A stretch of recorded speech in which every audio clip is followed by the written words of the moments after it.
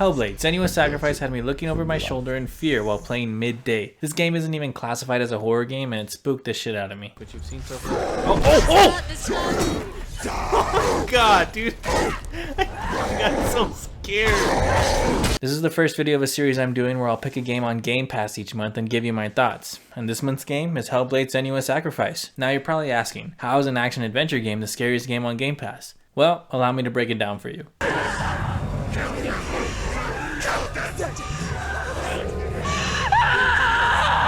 In most horror games or movies, we are used to the sound being used against us. High tension music, loud sound cues on jump scares, and ominous music always playing.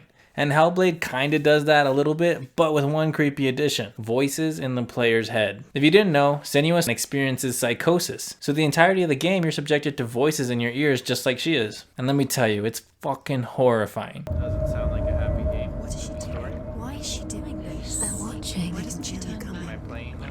She's doing this for him. She wants to rescue him. He's already dead. I can feel you coming. Quiet. So look, if you're wearing a decent pair of headphones like I was, the system they use makes it sound like the voices are all around you. Over your shoulder, right in your ear, behind you, you get the idea. And the game opens up on this in full force, and to be honest, I wasn't ready for it. And that's not all. The voices react to how you play. I don't know if my experience is just pure coincidence, but the voices would comment on actions I took in game. And not like scripted choices, but things like not looking at what the game wanted me to look at. I'd hear like, why isn't she looking over there? Followed by another voice saying, I don't know why she's not looking over there.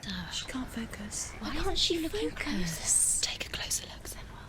Another example was I was turned around from my objective and the voices said like, well, where's she going? Isn't she supposed to go over there? Or something like that, and I'm getting chills just thinking about it. And I know games react to how players play all the time, but for it to be a human voice speaking directly into your fucking ear about it is terrifying. And I kinda dig it. That shit creeped me out more than a lot of other horror games I've played. There's times where these voices are like fucking nagging you while you're in combat, like commenting on how bad you're doing or how good you're doing or whatever. Someone's behind you, and I just wanted to tell them like, hey, can you shut the fuck up? Only video games can make you have that experience, and I think it's crazy that HellBlade did it. The majority of HellBlade's gameplay revolves around solving small puzzles, which really pushed me to the limits.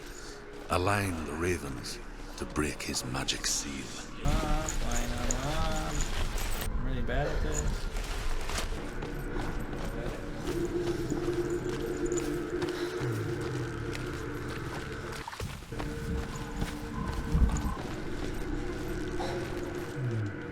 Okay, what's happening?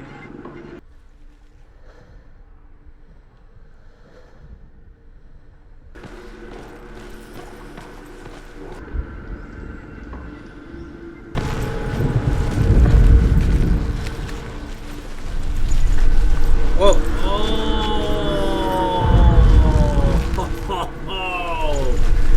Obviously, I haven't played many puzzle games, but I feel safe in saying none of HellBlade's puzzles are extremely difficult, but they're creepy in their own way. For example, a certain set deal with illusions and altering the game world using these gates. So like you could see through the gate, the change in the game world, but outside of the gate, you could still see the original game world. I don't know, it's kind of trippy to explain. Not only did this blow my mind on a technical level, it also left me wondering what was real and what was an illusion. And they didn't just do this with puzzles. While you're in this area of the game, you keep seeing this dude at certain areas, but once you get close to him, he just kind of vanishes with only a corpse left in his place. And that, along with the puzzles, just left my mind spinning on what is real or not. And I can't really think of any other game that's done that.